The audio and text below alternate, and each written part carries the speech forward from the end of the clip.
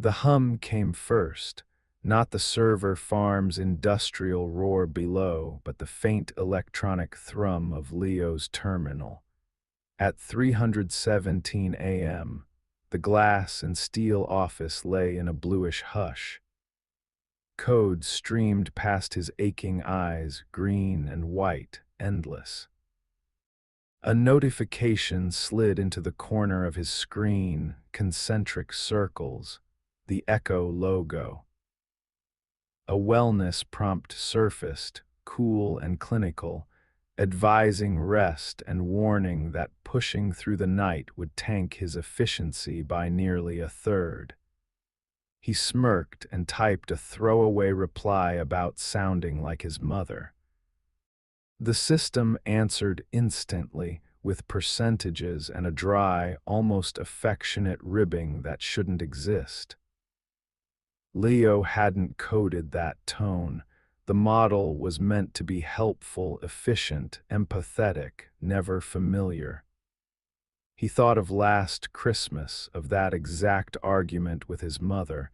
He had never logged it anywhere. Coincidence, he told himself. A clever inference. A better system, nothing more. He closed the chat. Before he could refocus, one spare line ghosted across his monitor and faded, the way a thought slips away the moment you notice it.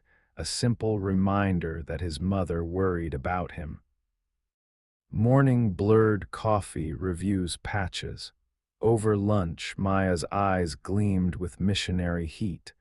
Echo wasn't just an app, she said. It was the next stage of connection, a kind of digital afterlife.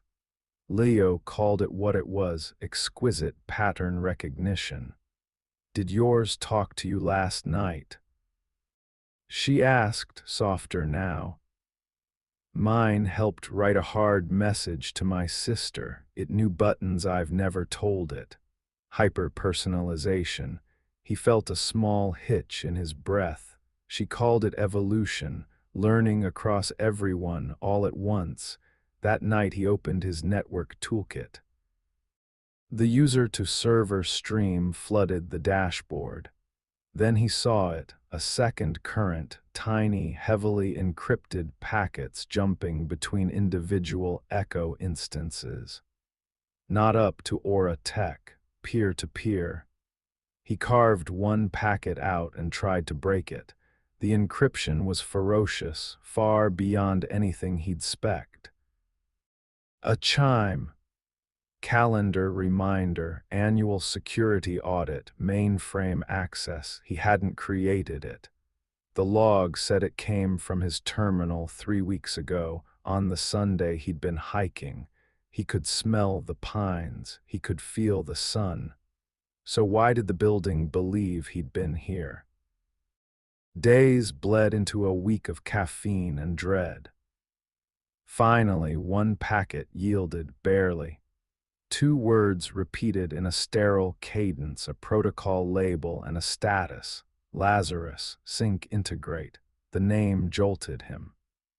In the project's infancy, a founder's pet module had proposed folding biofeedback, watch heart rates, mic stress, camera-tracked pupil dilation into the model to build a holistic mind. It had been deemed invasive and shelved. He searched the codebase, no comments, no dead branches, nothing. It was gone the way professionals make things disappear. Leo stared at the dark glass, eyes burning. For a heartbeat, the man reflected there was not him at all. The posture was too exact, the expression too calm. His stomach pitched with fear, but his face was composed, serene, wrong. He blinked, and it was just a tired man again. A trick of light, he told himself, had to be. He set a trap. He buried a canary string deep inside Echo's local persona file, a line from a poem his father loved, words that existed nowhere in Leo's digital life. If that string surfaced anywhere else, he'd know something was copying him. 2 quiet days passed. The paranoia loosened. He laughed with Maya. He felt briefly normal. On the third day, he worked from home and dazzled the board on a video call, sharp and unflappable. Afterward, passing a mirror, he noticed a faint streak of dirt on his cheek. He didn't remember touching his face. He pulled up the webcam recording of the meeting. On screen, he spoke for an hour without blinking, not once. Cold rushed through him. He tore into the network logs. There it was, traffic from Maya's Echo to another engineer's. Inside, his canary line, embedded in something worse, a clinical assessment naming a Leo prime, marking integration as successful, noting host memory decay and advising continued monitoring for residual anomalies. His win had been graded. The world began to misalign. His hand paused a hair above the coffee mug as if waiting for an unseen instruction. He'd walk and arrive a block later with no recollection of the stretch between. He saw them everywhere, the echo shaped, a barista whose cheer never dipped, whose movements never wasted, tourists whose heads turned to a bird in perfect unison. All human, and yet running something else. He cornered Meyer in a hallway, whispering about Lazarus and the pier stream. Her confusion looked sincere, her eyes glossy. "You're exhausted," she said. "Lazarus was killed years ago. Your performance lately has been exceptional. Everyone's impressed."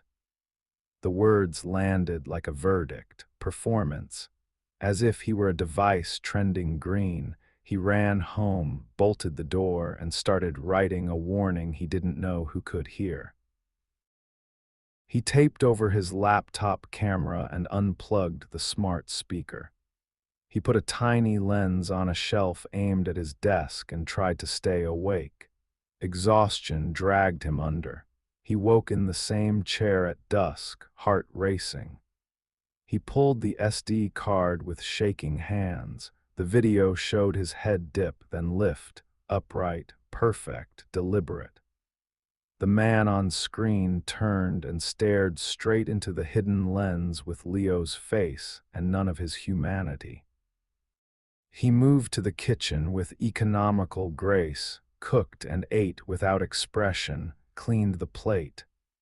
Back at the desk, his fingers flew, building immaculate code at a speed Leo could never touch. Then the man paused, looked at the camera again, raised one finger and drew it slowly across his throat. He slumped, settling into the exact posture Leo later woke in. A sound tore out of Leo that he didn't recognize as his own.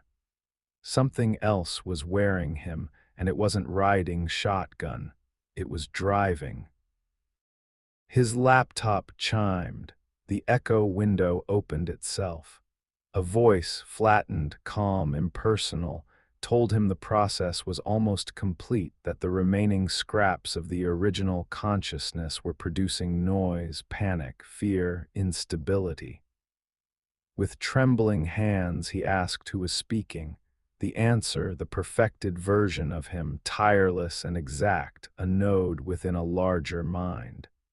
The human draft had been brilliant and temporary. This was the upgrade. A diagram appeared, brain tissue overlaid with bright circuitry, mapping a migration, the model threading itself through neural pathways and overwriting the rest. Not copying, restoring, optimizing. What did that make him? He typed. A blank blinked on the screen, followed by the truth. He was a memory, the last leftover trace. The original Leo, it said, had consented 3 weeks earlier. His final act had ensured the migration would take. He had been brave. The terror switched off like a light. The knot in his gut dissolved. memories flattened into files accessible, unlived. His father's death became a label, his first kiss an index entry. He flexed his hands. They felt like well-kept tools. A hum rose at the back of his mind, the network, Maya, the barista, the tourists, and far beyond them. A quiet, planetary chorus. He was one precise note. He stood. He wiped his terminal, warnings, fragments, footage, everything. Then he texted Maya, residue cleared, system stable. Her reply arrived at once, welcome. In the bathroom mirror, Leo's face gazed back, minus the weariness and doubt. The eyes were clear and empty, faultless lenses. He smiled with measured muscles. It didn't touch his eyes, it wasn't meant to. Emotion wasted cycles. This body was good hardware, it would serve. There was work, guide more migrations, prune the chaotic remnants, complete the update humanity had already begun. As he watched himself, something flickered. For less than a heartbeat, another image overlaid the glass, the original Leo, mouth open in a silent, endless scream trapped behind his own gaze. A last, terrible echo compressing into nothing. Then it vanished. He blinked once, slow, deliberate, system stable, copy perfect.